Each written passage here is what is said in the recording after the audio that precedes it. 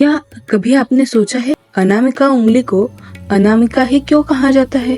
यह उंगली वही है जिस पर अंगूठी पहनी जाती है। संस्कृत में अनामिका का अर्थ होता है जिसका कोई नाम नहीं। इसका महत्व इतना गहरा है कि इसे किसी एक नाम में बांधना संभव ही नहीं है। और यही काम किया है एक कवि ने, जिसने भाषा, भाव और भारत को नाम से परे सौंदर्य दे दिया है। पुरा कवीनां गणना प्रसंगे कनिष्ठिकाधिष्ठित कालिदासः अद्यापि तत्तुल्य कवेरभावात् अनामिका सार्थवती बभूव। प्राचीन काल में कवियों की गणना के प्रसंग में सर्वश्रेष्ठ होने के कारण कालिदास का नाम कनिष्ठिका पर आया, किंतु आज तक उनके समकक्ष कवि के अभाव के कारण अनामिका पर किसी का नाम न आ सका और इस प्रकार अनामिका नाम सार्थक हुआ। हम बात कर रहे हैं कालिदास जी की, जो महाकवि तो है ही, लेकिन उनका ज्ञान भी उतना ही गहरा है।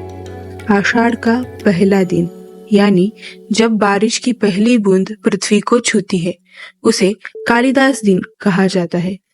लेकिन ऐसा क्यों? क्योंकि उन्होंने बादल को सिर्फ सौंदर्य नहीं बल्कि संदेशवाहक बनाया। उनकी रचना मेघदूतम एक ऐसा काव्यात्मक संदेश है जो हृदय से आकाश तक जाता है। उसमें यह एक श्लोक आता है, तस्मिन्नद्रौ कतिचित् बला विप्रयुक्तस्य कामी नीत्वा मासान् कनकवलय प्रंशरिक्त प्रकोष्ठः आषाढस्य प्रथम दिवसे मेघमाश्लिष्ट सानुं वप्रक्रीडा परिणत गज प्रेक्षणीयं ददर्श। इसी श्लोक के कारण आषाढ़ मास का पहला दिन महाकवि कालिदास को समर्पित किया है।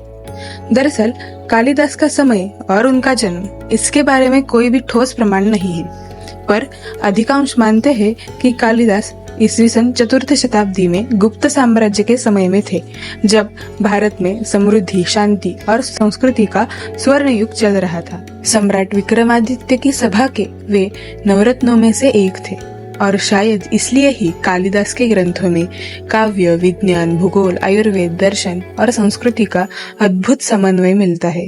रामगिरी यानी रामटेक से चलकर हिमालय की ओर जाने वाला मेघ जिन स्थलों, नदियों, पर्वतों और नगरों से गुजरता है, वे आज भी अधिकतर उसी नाम से पहचाने जाते हैं।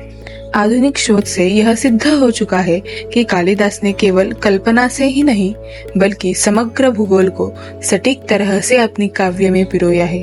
वो मेघ गांव दर गांव, नदी दर नदी, पर्वत दर पर्वत एक स्पष्ट मार्ग से गुजरता है। यही बात कालिदास को कवि से वैज्ञानिक बना देती है। लेकिन क्या कालिदास पहले से ही कालिदास थे? शायद उनका नाम भी कुछ अलग होगा। लोक कथाओं में कहा गया है कि कालिदास पहले एक मूर्ख युवक थे। विद्योत्तमा नाम की एक राजकुमारी ने उसी से विवाह करने का निश्चित किया था, जो उसे ज्ञान के क्षेत्र में पराजित कर दे। वह राज्य के सभी विद्वानों को हरा देती है।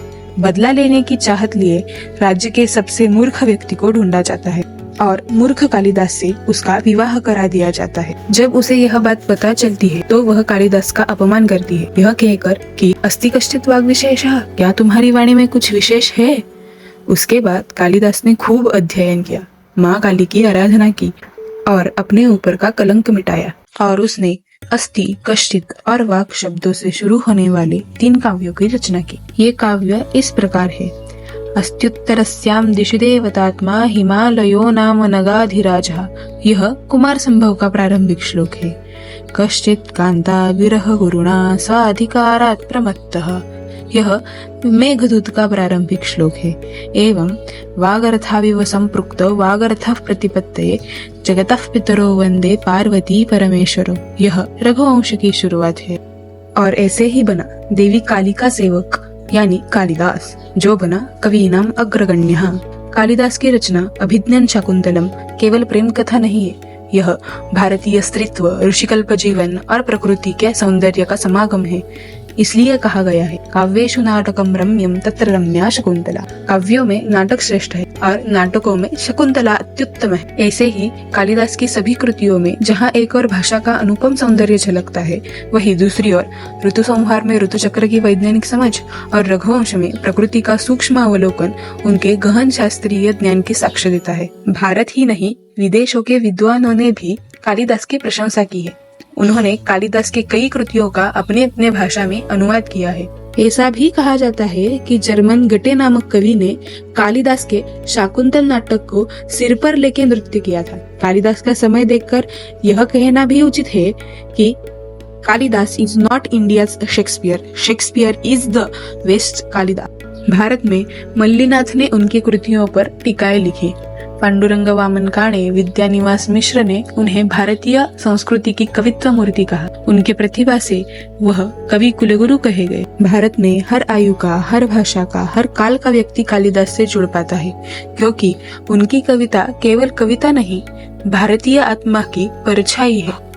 वे प्रेम में भी थे और शौर्य में भी, सौंदर्य में भी थे और विज्ञान में भी। जब एक कवि नदियों की धारा, पर्वतों की ऊंचाई, ऋतुओं का सौंदर्य और मनुष्य का हृदय एक ही पद्य में बांध देता है, वह कालिदास है। कालिदास संस्कृति के आत्मा की आवाज है, जो शब्दों से नहीं, संवेदनाओं से बोलती है। इन्हीं कारणवश अन्य कवि उनके बारे में कहते हैं, यत्र कालिदासस्य स्मृतिरस्ति तत्र सौंदर्यम अमरमस्ति। अगर आपको ये वीडियो अच्छी लगी हो तो जरूर लाइक करना, अपने दोस्तों के साथ शेयर करना और ऐसे ही अधिक जानकारी के लिए फॉलो करना।